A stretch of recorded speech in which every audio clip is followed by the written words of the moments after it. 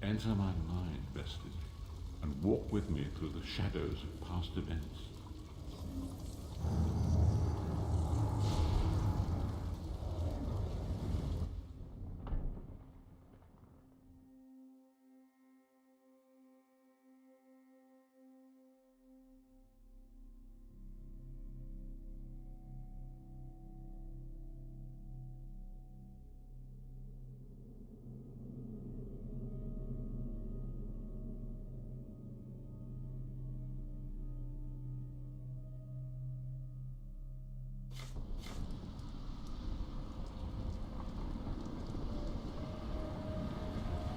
Follow me, vestige, and learn of the events that precipitated our current crisis.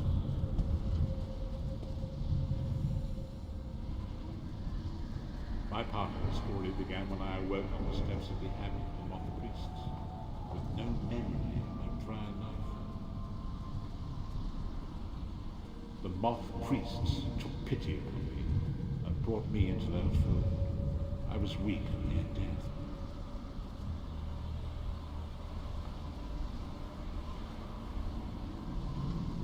It was there I first set eyes on the Elderscrolls and devoted my life to their study.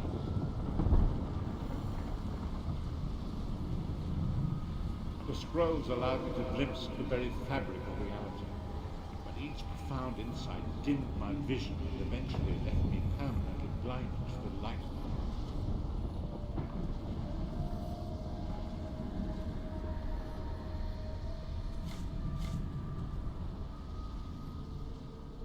The prophecies of the Elder Scrolls are a fluid, living thing. They are not fixed. At many points throughout history, the actions of heroic mortals have rewritten them. I only know that you are important, vestige. The scrolls reveal to me that your destiny is intertwined with that of the Five Companions. The Five Companions were a band of adventurers who sought out an ancient artifact called the Amulet of Kings. They hoped to use this artifact to persuade Akatosh, the Dragon God, to accept their leader as one of the Dragonborn. The Dragonborn are mortals destined for greatness, with the blood of the dragons in their veins. It is said that only a true Dragonborn can ignite the eternal dragon fires in the Imperial City. You have already heard enough babbling from this old blind fool. It is time you met the Five Companions yourself and witnessed their fate.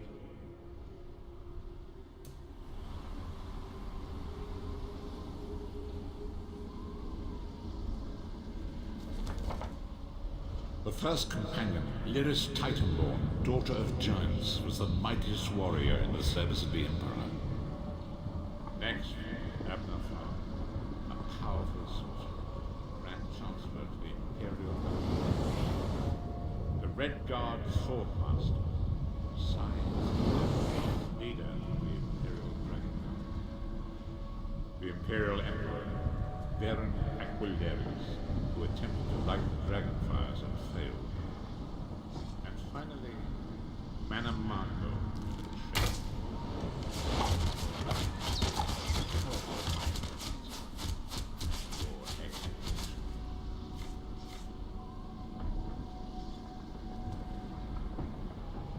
These were the Five Companions who set out from the Imperial City on an epic quest to recover the lost Amulet of Kings. Many Marco convinced Veren that the amulet could be used to perform a ritual that would rekindle the dragon fires. He claimed this would please Akatosh and entice him to adopt Veren as one of the Dragonborn. By tradition, only the Dragonborn can lay claim to the Ruby Throne and rule as the one true Emperor by divine right. Veren conquered Cyrodiil and took the throne, but unless he became Dragonborn, he feared he'd always be thought of as a pretender. Each of the Five Companions were chosen for their skill and courage, and each was given a special role to perform in the party. Who would you like to know more about? You've already met Lyris. She's a Nord warrior from the frozen lands of Skyrim to the north, and it is said that her family lineage contains the blood of giants.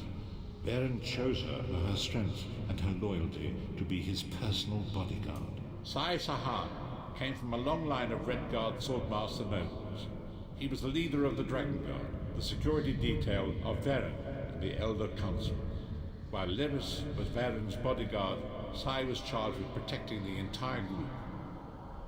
The Therns are one of the most influential families in Cyrodiil.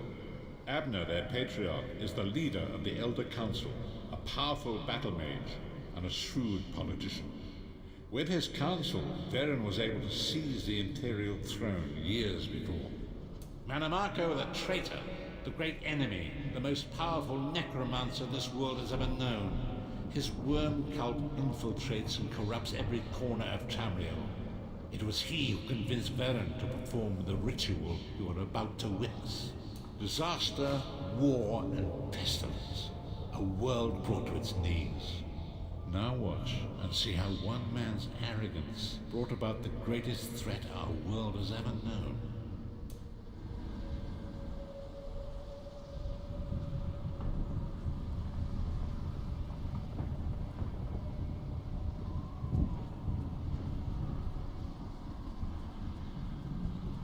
Is the Dragonfire Brazier.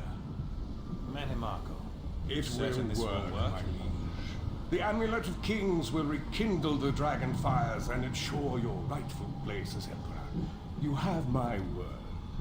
It better work, Manamako, or you'll find your neck at the business end of my axe. My lord, I wonder if you'd muzzle your half-giant pet. She really is annoying. Enough, both of you. We are here to ensure my lord's rightful claim to the Ruby Throne. Abner, begin the ritual. I have a destiny to fulfill. By the lighting of the dragon fires, I claim my rightful lineage. By the fires of creation, let me be reborn. By the will of Akatosh, I proclaim myself Dragonborn.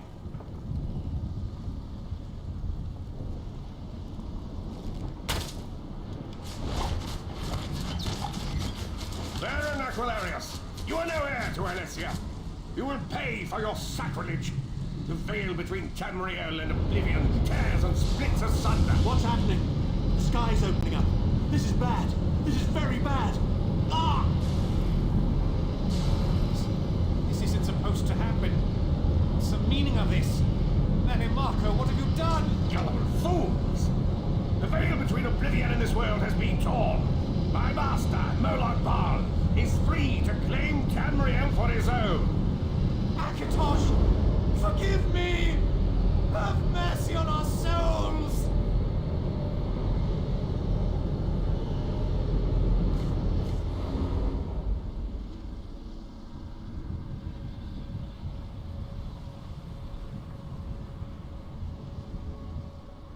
The ritual tore the veil between Nan and Oblivion, allowing Manamako to begin stealing the souls his master needed to power the Dark Anchors and initiate the Claimdown.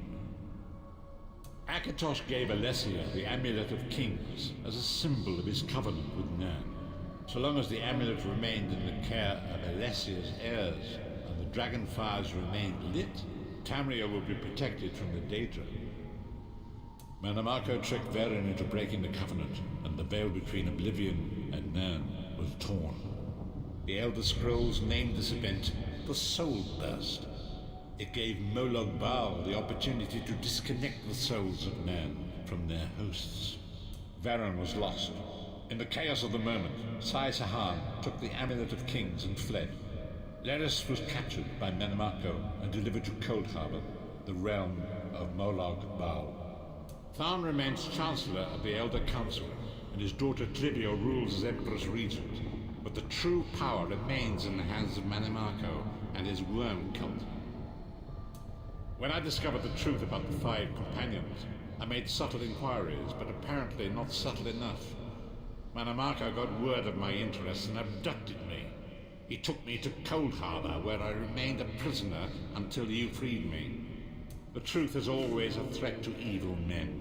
Manamako feared I would reveal his treachery, and if knowledge of Nan's vulnerability were to become known, it could threaten his master's schemes. Moloch Baal does not favor loose ends. Walk with me.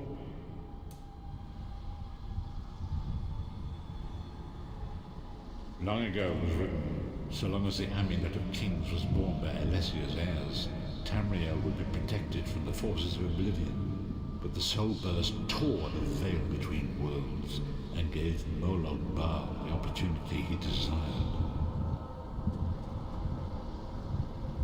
Moloch Baal's dark anchors pierce the torn veil and seem to draw near into the depths of Conclave. His terrible engines of destruction could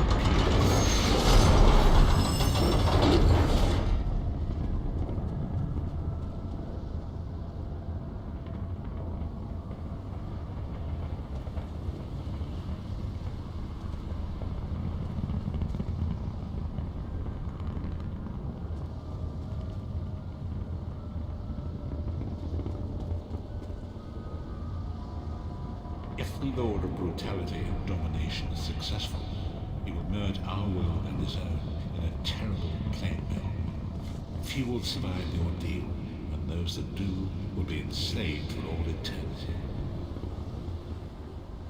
And so it falls to us, Vistage. We must stop Moloch Baal and his dark anchors, or our world is doomed. And now history seems to have caught up with us.